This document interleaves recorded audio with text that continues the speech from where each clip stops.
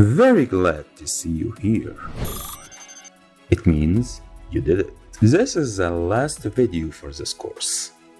But it is not the end of the journey. Keep learning, practicing, and searching for what is the new. You must appreciate what you have now and use it to improve your skills, life, and yourself. And never say this is not enough to start.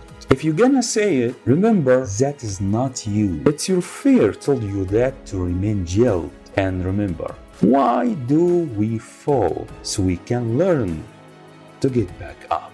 Finally, keep the magical 3 letters in your mind. SLP.